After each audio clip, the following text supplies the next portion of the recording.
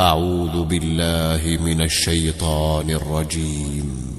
وقال الذين كفروا لرسلهم لنخرجنكم من أرضنا أو لتعودن في ملتنا فأوحى إليهم ربهم لنهلكن الظالمين ولنسكننكم الأرض من بعدهم ذلك لمن خاف مقامي وخاف وعيد واستفتحوا وخاب كل جبار عنيد من ورائه جهنم ويسقى من ماء صديد يتجرعه ولا يكاد يصيغه ويأتيه الموت من كل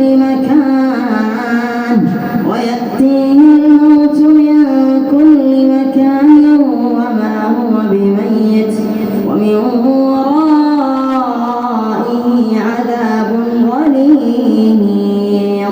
مثل الذين كفروا بربهم أعمالهم كرماد اشتدت به الريح في يوم عاصف لا يقدرون مما كسبوا على شيء ذلك هو الضلال البعيد.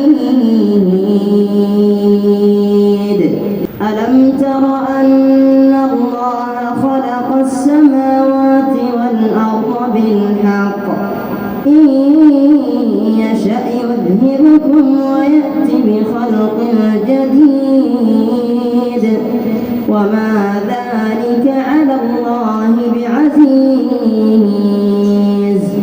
وبرزوا لله جميعا فقال الضعفاء للذين استكبروا إنا كنا لكم تبعا هل أنتم مغنون عنا من عذاب الله من شيء قالوا لو هدانا الله لهديناكم سواء علينا أجزعنا أم صبرنا ما لنا من محيص.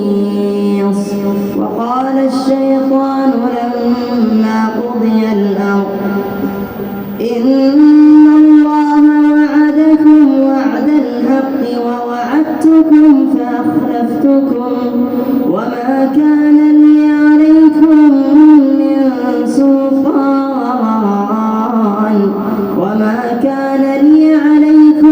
من سلطان إلا أن دعوتكم فاستجبتم لي فلا تلوموني ولوموا أنفسكم ما أنا بمصرخكم وما أنتم بمصرخي إني كفرت بما أشركتموني من قبل إن الظالمين لهم عذاب أليم.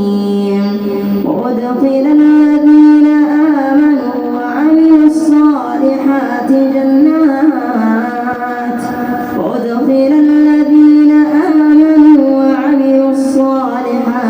جنات تجري من تحتها الأنهار خالدين فيها بإذن ربهم تحيتهم